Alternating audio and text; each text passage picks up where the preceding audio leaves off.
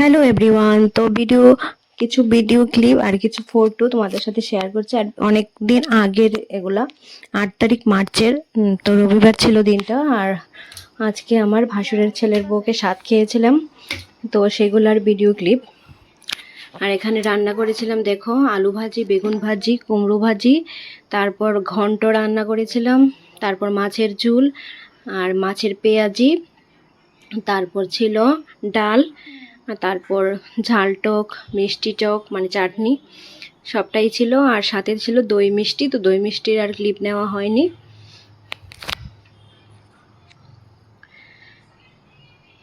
তো সেটা শেয়ার করছি। আর আমাদের মধ্যে না, এদিকে চিকেনও ছিল। আমাদের মধ্যে স্বাদ খাওয়ার নিয়ম নেই। এমনিতে মানে ভালো করে রান্না করিয়ে 5-7 পদ যেটাই মানে রান্না করিয়ে খাওয়ানো হয়, এতটুকুই। যে নতুন কাপড় পরে বসিয়ে তারপর ধান দুব্বা দেওয়া বা সুন্দর করে ফুল টুল দিয়ে সাজিয়ে বসানো, সেটার নিয়ম নেই। তো আমার বাড়িতে এভাবেই, যেরকম নিয়ম নেই তো সেটা করাও ভালো নয়, তার জন্য এভাবেই খাওয়াইছিলাম। শাড়ি দিয়েছিলাম, কিন্তু শাড়ি খাওয়াইতে মানে যাবার সময় শাড়িটা দিয়ে দিয়েছি। শাড়ি পরে যে নতুন শাড়ি পরে বসে তারপর খাওয়া, সেটার কোনো আমাদের নিয়ম নেই। তো আমাদের যেটা আমার শাশুড়ি করে গেছে বা আমাদের আমাদের মানে মেয়ে হওয়ার সময় করিয়েছে, মানে যেটা সেটাই আমরা তো এই নিয়মটাই পালন করব, ঠিক না? তো ভাসুরের ছেলের বোর মানে ঝোলটা থেকে মাছ পেঁয়াজিটা খেতে পছন্দ করে, তার জন্য মাছ পেঁয়াজি করেছিলাম, ওর জন্য শুধু। আর সবার জন্য তো মাছের ঝোল করেছিলাম।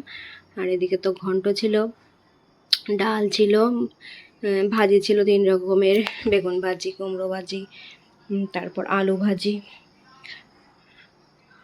এরপরে ঝাল টকও ছিল, মিষ্টি চাটনিও ছিল, তারপর দই মিষ্টি তো ছিল। আর সাথে তো এগুলাই ক্লিপ। আর বউর মানে ভাসুরের ছেলের বউ ক্লিপ নেইনি, ফটো তুলিনি। তো এগুলাই রান্না করেছি, এগুলো একটু শেয়ার করলাম তোমাদের মাঝে। তারপরে যে এতগুলো রান্না করতে পারবো তাটাও মানে ভাবছিলাম না আগের দিন। মানে মানে শরীর বলতে হাত প্রচণ্ড ব্যথা ছিল।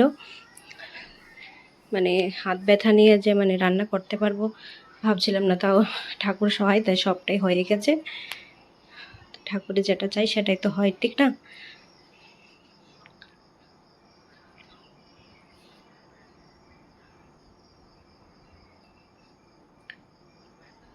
তো চলো, আবার তোমাদের সাথে দেখা হবে আরেকটা ভিডিওতে।